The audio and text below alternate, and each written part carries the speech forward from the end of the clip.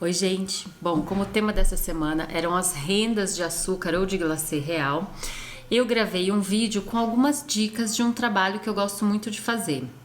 É um jeito de fazer renda sem você precisar de muitos moldes, utilizando manga e bicos de confeitar. Eu vou mostrar passo a passo e antes eu queria dar uma palavrinha sobre o processo para criar o desenho da renda. Eu vou usar isso aqui como base para o desenho do meu bolo e para eu chegar nisso, muitas vezes eu desenho à mão ou eu misturo moldes de renda. E essa inspiração pode vir de vários lugares. Às vezes você acha um papel, isso aqui é um papel de presente com a padronagem de renda. Aqui um outro exemplo também.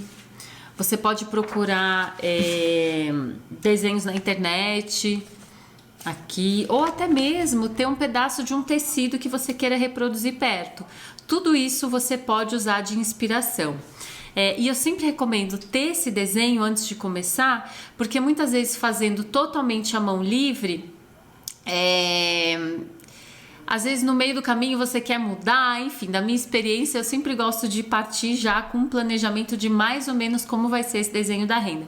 E à medida que você vai trabalhando, você vai mudando uma coisa ou outra para ficar um trabalho bem exclusivo e bem autoral. Bom, eu tenho o bolo já coberto com a pasta americana e eu sempre gosto de trabalhar com a pasta já um pouco mais seca. Então eu cubro o bolo e dou algumas horas antes de transferir a decoração. Como eu já expliquei, a inspiração para o desenho pode vir de vários lugares. Aqui eu peguei papéis de renda, desenhei um pouco à mão e eu cheguei nesse desenho que vai ser o centro da minha decoração e eu preciso transferir esse desenho para o bolo. Como que eu faço? Eu fiz o desenho num pedaço de papel manteiga, eu vou prender no bolo de uma forma bem centralizada, vou usar um alfinete de cabeça colorida para prender. É importante nessa etapa ter muito cuidado para não fazer pressão em cima do bolo, porque você vai marcar. E agora eu vou transferir todo esse desenho.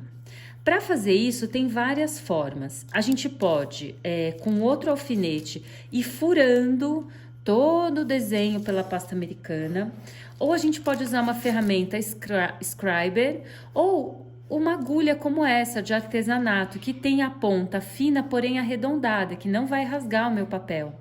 E eu vou transferindo como se eu estivesse desenhando novamente isso em cima do bolo. Na hora que eu tirar o papel, todo esse risco vai estar transferido para a pasta e eu posso, com o glacê real e o bico perlé bem fininho, como o 00 ou 1, redesenhar novamente e usar isso como um guia.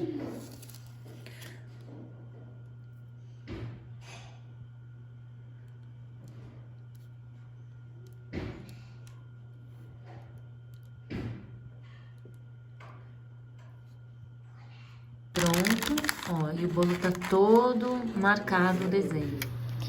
Depois de desenhar tudo, você pode ver que a superfície do bolo já tem uma marcação. Em alguns lugares ela vai ficar um pouco mais evidente do que em outros.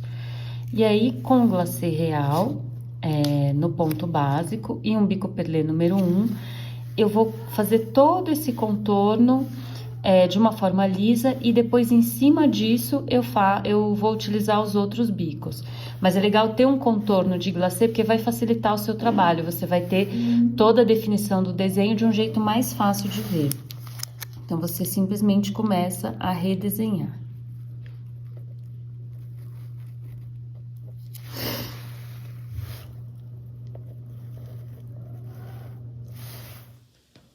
Aqui já dá para notar o desenho mais ou menos contornado e eu deixei alguns pontos sem contornar porque eu vou preencher totalmente. Então eu vou colocar um bico número 3 e vou fazer toda essa parte aqui direto, para ela ficar gordinha.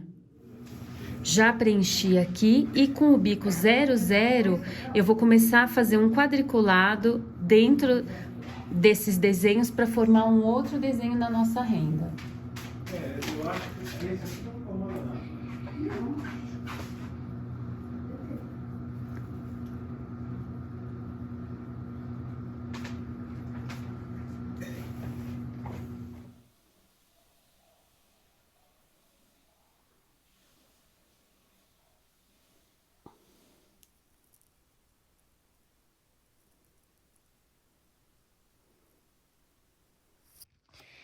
Agora, esse detalhe lateral, eu tô fazendo com o bico 13 da Wilton. Eu gosto muito de trabalhar com esse bico.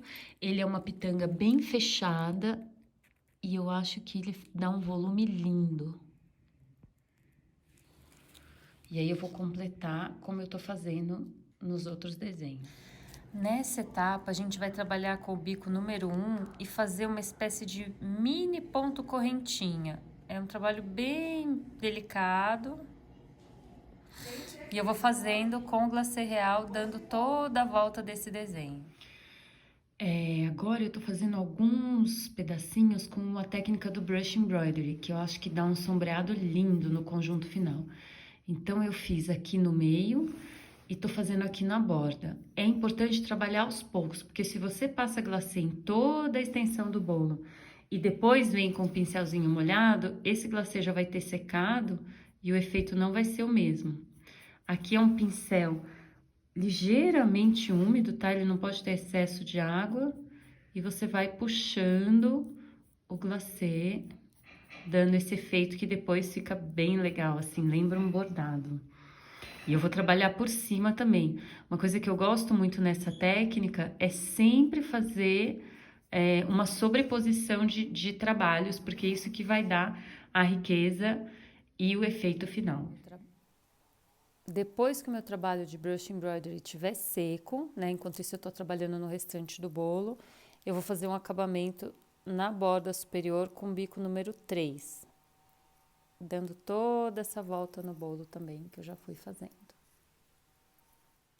Depois desse acabamento no brush embroidery, eu finalizei com bolinhas de glacê, usando o bico número 1 e mais arabescos com o bico pitanga número 13.